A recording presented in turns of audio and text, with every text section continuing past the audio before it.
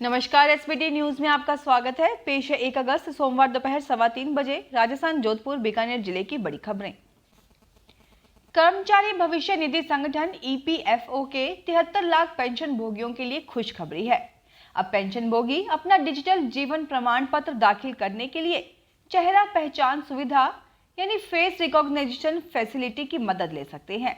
इसका सबसे अधिक फायदा वृद्ध उन पेंशन भोगियों को होगा जिनकी फिंगरप्रिंट व आंखों की पुतली से बायोमेट्रिक्स को मैच करना मुश्किल हो रहा है। पेंशन प्राप्त करने के लिए पेंशन भोगियों को हर साल जीवन प्रमाण पत्र दाखिल करना होता है।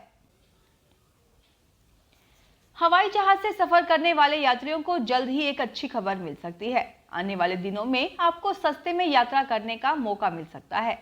ऑयल मार्केटिंग कंपनियों ने विमान ईंधन यानी एटीएफ की कीमतों में भारी कमी की है। इस साल एटीएफ की कीमतों में यह तीसरी कटौती है। अंतर्राष्ट्रीय स्तर पर कच्चे तेल की कीमत में नरमी के बाद एटीएफ में 11.74% की भारी कमी की गई है। एटीएफ की कीमत 1,21,915 रुपए 57 पैसे प्रति किलो लीटर रह गई है। इसमें 16,232 रुपए 35 पैसे प्रति किलो लीटर की कमी की गई है। ऑयल मार्केटिंग कंपनियां हर महीने की पहली और 16 तारीख को एटीएफ की कीमत में संशोधन करती हैं। जयपुर के बागावास ब्लॉक की आयरन और माइनिंग ब्लॉक की ई नीलामी रिजर्व प्राइस से 452% अधिक राशि में हुई है। यह प्रीमियम राशि समूचे देश के माइनिंग ब्लॉक नीलामी के इतिहास में सर्वाधिक है। अतिरिक्त मुख्य सचिव माइंस एवं पेट्रोलियम डॉक्टर सुबोध अग्रवाल ने बताया कि खनिज नीलामी नियम 2015 के प्रभाव में आने के बाद से समूचे देश में अब तक की यह सबसे अधिक प्रीमियम राशि पर नीलामी है। इससे पहले मध्य प्रदेश में खनिज रॉक फॉस्फेट के ब्लॉक की नीलामी में सर्वाधिक 320% बोली प्राप्त हुई थी। माइंस एवं गोपालन मंत्री प्रमोद जैन भाया ने रिजर्व प्राइस की तुलना में देश भर में सर्वाधिक प्रीमियम पर नीलामी का रिकॉर्ड स्थापित होने पर प्रसन्नता जताई है। राजस्थान में चिकित्सा स्टाफ पर लगातार हो रहे हमले और मेडिकल कॉलेजों में रैगिंग के मामलों को रोकने के लिए नेशनल मेडिकल कमीशन ने नए आदेश जारी किए हैं। इस आदेश के अनुसार सभी मेडिकल कॉलेज और अस्पताल बेहतर क्वालिटी के सीसीटीवी कैमरे की निगरानी में रहेंगे। एनएमएसी ने मेडिकल कॉलेज और अस्पतालों में बेहतर निगरानी के लिए परिसर की कुछ विशेष जगह चिन्हित कर वहां पर सीसीटीवी लगाने को कहा है, जिससे कि मेडिकल कॉलेज के स्टूडेंट्स, डॉक्टर्स, स्टाफ और मरीजों के परिजन सीसीटीवी की निगरानी में रहें।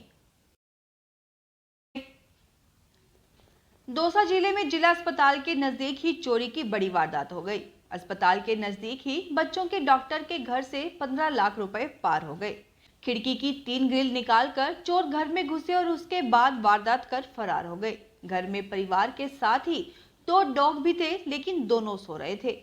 चोरी की वारदात की सूचना सोमवार सवेरे कोतवाली थाना पुलिस को दी गई है। पुलिस ने बताया कि अस्पताल के नजदीक रहने वाले डॉक्टर प्रशांत पाराशर के घर में चोरी हो गई। चोर घर के अंदर घुसे और उसके बाद पूरे घर की तलाशी ली। चोरों को घर में बने मंदिर में एक बैग दिखा। मंदिर में जाने से पहले चोरों ने चप्पल उतारी और उसके बाद वहां रखा बैग निकाल लिया। बैग में करीब 15 लाख रुपए कैश बताया जा रहा है।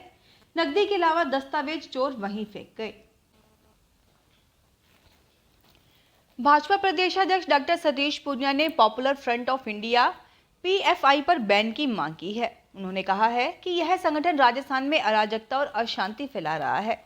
मुख्यमंत्री अशोक गहलोत को तुरंत केंद्र सरकार को पत्र लिखकर पीएफआई पर बैन लगाने की मांग करनी चाहिए। पूनिया ने कहा कि पिछले दिनों एक के बाद एक इस तरह की घटनाएं हुई तो हम यह सोचने पर विवश हुए, यह केवल एक व्यक्ति की साजिश नहीं हो सकती, इसके पीछे कोई बड़ी साजिश है। उदयपुर में कन्हैया लाल की घटना हो या अमरावती की घटना, साफ तौर पर टेरर फंडिंग है जो पीएफआई के जरिए हो रही है। शिव आराधना और उपासना के विशेष महीने सावन के तीसरे सोमवार को शहर के सभी शिवालयों व शिव मंदिरों में शिव भक्तों की भीड़ रही। यहाँ सुबह से ही बम बम भोले और हर हर महादेव के जयकारे गूंज उठे। शिवालयों में दिन भर जलाभिषेक, रुद्राभिषेक और दुग्धाभिषेक के कार्यक्रम चलते रहे। शहर के प्रमुख शिवालयों में केसर, चंदन, बिल्व पत्र, दूध व जल धाराओं से अभिषेक किए गए। महारुद्राभिषेक के साथ विशेष अनुष्ठान किए गए।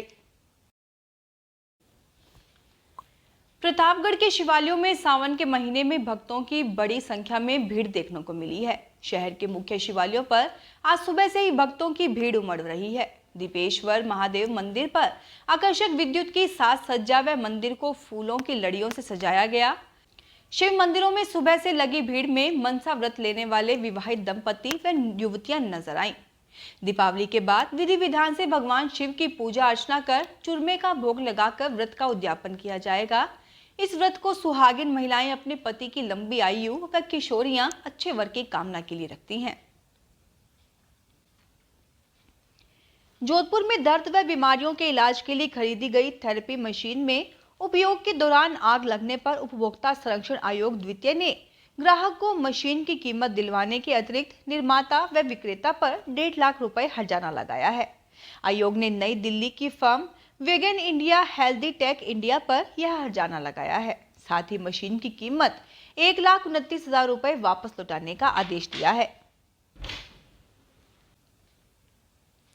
पंचायती राज मंत्री रमेश चंद्र मीणा ने रविवार को करौली जिले के नया गांव स्थित अपने निजी निवास पर जन सुनवाई आयोजित कर लोगों की समस्याएं सुनी। अधिकारियों को समस्याओं का शीघ्र समाधान करने के निर्देश दिए। सुबह करीब 10 बजे मंत्री निवास पर समस्या बताने के लिए लोगों का तांता लगना शुरू हुआ। इस बीच लोगों ने बिजली, पानी, चिकित्सा संबंधी कई समस्याओं का ज्ञापन सौंपा। इसके बाद मंत्री मीणा ने सेली वाले हनुमान मंदिर पर धोख लगाकर खुशहाली की कामना की। जोधपुर जिले की ग्रामीण पुलिस ने मादक पदार्थों की तस्करी में वांछित एक तस्कर को गिरफ्तार किया है। ग्रामीण पुलिस अधीक्षक अनिल कयाल ने बताया कि गत 11 मार्च को चाकू थाना क्षेत्र में रोहिणा गांव में घर से 34 किलोग्राम डोडा पोस्त बरामद किया गया था। उस दौरान आरोपी घेवर राम फरार हो गया था। पुलिस ने इस मामले में आरोपी को गिरफ्तार किया है। बूंदी जिले के हिंडोली में मुख्यमंत्री की सभा खत्म होने के बाद खाने की व्यवस्था बिगड़ गई। लोग खाने पर टूट पड़े। व्यवस्था बिगड़ी देख मंत्री अशोक चांदना को खुद कमान संभालनी पड़ी। वो खुद जेसीबी पर चढ़कर लोगों से हाथ जोड़कर व्यवस्था बनाए रखने का आग्रह करते रहे। सभा में खाने की लूट का वीडियो सोशल मीडिया पर जमकर वायरल हो रहा है।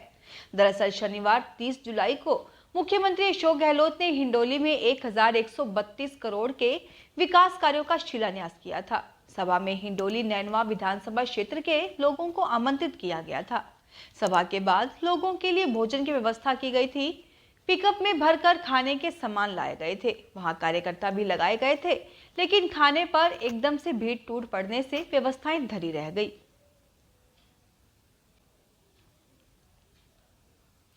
लोकसभा सत्र के दौरान नगर निगम की साधारण सभा की बैठक में सांसद अर्जुन राम मेघवाल की स्वीकृति नहीं लेना भी अब मुद्दा बन गया है। मेयर ने इस संबंध में आयुक्त से 2 दिन में जवाब मांगा है। कमिश्नर बोले, अगर लोकसभा से छुट्टी नहीं हुई तो 12 की बैठक निरस्त कर देंगे। ऐसा नियम है कि जब लोकसभा या विधानसभा सत्र चल रहा हो उस दौरान जिलों में ऐसी बैठकें नहीं की जा सकती जिसमें सांसद या विधायकों का शरीक होना हो या वे उसके मेंबर हो। नगर निगम की साधारण सभा 12 अगस्त को है। सांसद अर्जुन राम मेघवाल इसमें आमंत्रित सदस्य हैं। तिथि तय हो गई है, लेकिन सांसद से अनुमति नहीं ली गई। राजस्थान के सरकारी कॉलेजों में स्नातक प्रथम वर्ष में प्रवेश की ऑनलाइन आवेदन की प्रक्रिया पूरी हो गई है। बीकानेर शहर के सबसे बड़े डूंगर कॉलेज में 3,880 सीटों पर 7,154 में आवेदन किए गए हैं। वहीं सबसे बड़े कन्या महाविद्यालय एमएस कॉलेज में 1,364 सीटों पर 2,286 आवेदन आए हैं। कॉलेज शिक्षा आयुक्तालय की ओर से 25% सीटें बढ़ाने के बाद भी इन कॉलेजों में बीए पार्ट फर्स्ट में एडमिशन लेने के इच्छुक 4,291 विद्यार्थियों का एडमिशन नहीं हो पाएगा। वहीं बीकॉम में दोनों कॉलेजों में 334 सीटें खाली रह जाएंगी। जयपुर शहर में जुलाई माह में कोरोना के 1,078 मरीज मिले हैं। इससे पहले जून में 233 मरीज मिले थे। जोधपुर में फरवरी के बाद जुलाई में कोविड संक्रमितों का आंकड़ा बढ़ा है। फरवरी में जहां संक्रमितों का आंकड़ा 6,000 से अधिक था, वह मार्च में महज 325 रह गया है और धीरे धीरे और कम होने लगा, लेकिन जुलाई में 1,000 के पार हो गया। फिलहाल इस बुलेटिन में इतना ही, फिर हाजिर होंगे और बड़ी खबरों के साथ। अगर आप भी अपने आसपास की छोटी बड़ी और महत्वपूर्ण खबरों से अपडेट रहना चाहते हैं तो सब्सक्राइब कीजिए हमारे चैनल SPT न्यूज को और प्रेस कीजिए बेल आइकन पर।